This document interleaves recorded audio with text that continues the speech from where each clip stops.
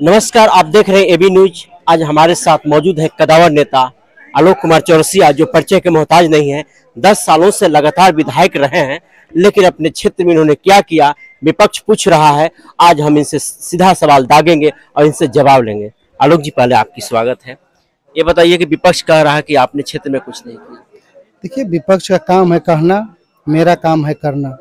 हमने 10 वर्षों में क्या किया, विपक्ष को बोलिए जाकर क्षेत्र में देखें, गरीब गुरबा के बीच में जाके उनकी सम्मान बढ़ा, उनका विकास कार्य हुआ।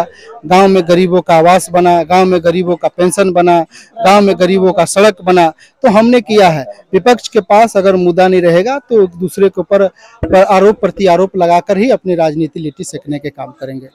तो जो चैनपुर ब्लॉक को जो जोड़ता है, जो पुल है, पुल पूरी तरह से जर्जर है, अभी तक नहीं बन पाया।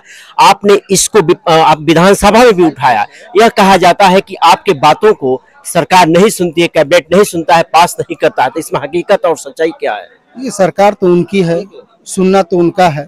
हम भारतीय जनता पार्टी के विधायक हैं और भारतीय जनता पार्टी के विधायक होने के नाते हमारा जो क्षेत्र का समस्या है, हमारे क्षेत्र का जो मेन समस्या है, चाहे पुल का हो, सड़क का हो, हम तो सदन सर्वोपरि है। सदन में आवाज उठाना, सरकार तक इस बात को पहुंचाना।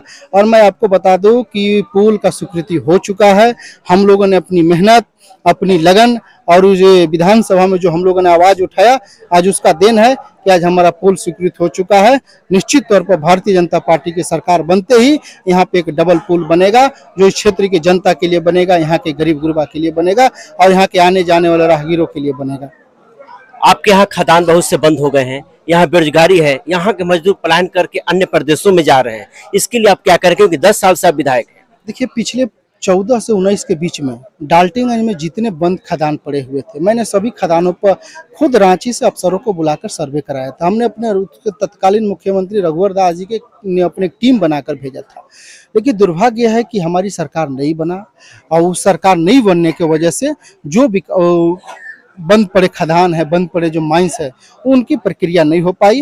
लेकिन मैं क्षेत्र की जनता को मैं पूरा भरोसा दिलाता हूं कि भाजपा की सरकार आती है, नियम संगत जो कार्य होगा, जो होने वाला होगा, उसे हम लोग मजबूती से करेंगे और रोजगार के लिए, इस क्षेत्र के लोगों का रोजगार बढ़ाने के लिए उस पर हम लोग कार्य करने के काम। पिछले बार भी आपने भरोसा दिलाया था जनता को, हम कर देंगे, लेकिन आपने ऐसा कौन कौन सा कार्य किया है जो जनता आपको पुनः चुने? देखिए, क्षेत्र के विकास हुआ है, क्षेत्र में कार्य हुआ है और क्षेत्र में वैसे वैसे क्षेत्रों में कार्य हुआ है जहां तक आज तक कभी दीप नहीं जला था, जहां तक आज तक कभी लोग गए नहीं थे, सिर्फ दलाल बिचौलिया के चक्कर में अपना राजनीति लिट्टी सेकने के काम किए थे।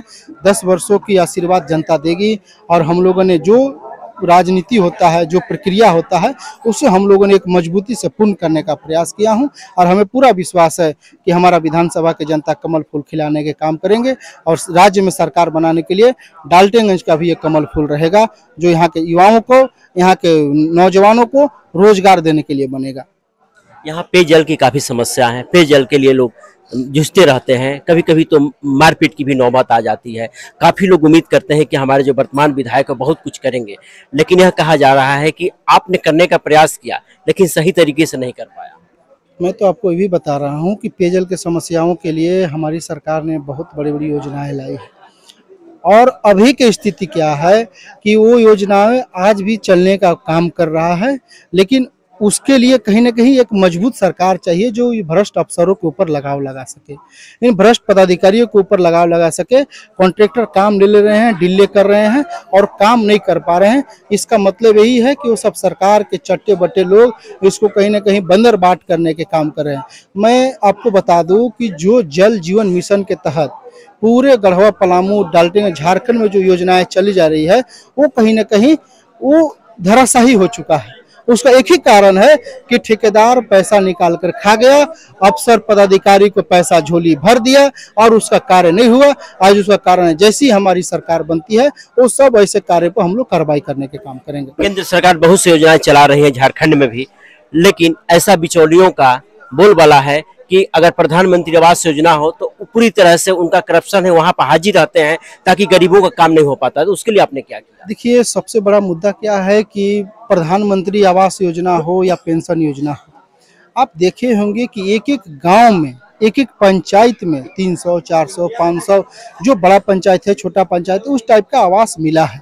हम लोग देख रहे हैं कि जब से मोदी जी का सरकार बना है और जब मोदी जी प्रधानमंत्री आवास योजना का जब से लॉन्च किए हैं, तब से लेकर आज तक बहुत सारे ऐसे गरीब परिवार का घर बना है जो कभी सपना में भी नहीं सोचा होगा कि हम भी पक्का के घर में रहेंगे, हमको भी मोदी जी घर देंगे।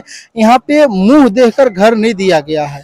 यहाँ पे गांव का जो लोग हैं, गांव में जो लोग रहते हैं, शहर में भी जो लोग रहते हैं, जो गरीब हैं, जिनकी आवास में नाम आ रहा है और आवास में नाम भी आ रहा है, तो एक तरीके से सभी घर को, सभी वैसे लोगों को छूने का काम किया जा रहा है जो उस आवास के लायक हैं, जो उस आवास में अपना रहने उनका समिति है, सम्मिलित है, वो तभी को देखा जा रहा है। तो हमें पूरा विश्वास है कि अबरी सरकार हमारी बनती है तो झारखंड में भी हम लोग 21 लाख आवास देंगे और दोनों मिलकर इस प्रदेश का, केंद्र की सरकार और राज्य की सरकार मिलकर इस प्रदेश का लोगों का रोजगार, इस प्रदेश का विकास और जो गरीब गुरबा है उनका घर बनेगा। इतना बड़ा कर्मा आपके साथ निकल पड़ा है। पिछले बार आपने करीब 1 लाख से ज्यादा मत पाए थे और पराजित भी आपने किया था। इस बार कितना उम्मीद है? इस बार हम लोग 1.5 लाख पार करने जा रहे हैं। जनता का आशीर्वाद कमल फूल के छाप के साथ है, हमारे लोगों का आशीर्वाद हमारे साथ है और हमें पूरा विश्वास है कि जनता मुझे आशीर्वाद देगी और हम लोग कमल फूल खिलाने के काम करेंगे। अगर चुनाव जीते हैं तो पहला ऐसा कौन सा कार्य करेंगे जो अधूरा रह गया हो, जिससे लिए जनता परेशान है? देखिए, सबसे बड़ी मुद्दा पलामू का बेरोजगारी है। हमारी सरकार जो मैनिफेस्टो लाने जा रहा है उसमें बेरोजगारी का सबसे बड़ा मुद्दा दिया है। हमें नौजवानों को रोजगार देना है, हमको युवाओं को रोजगार देना है।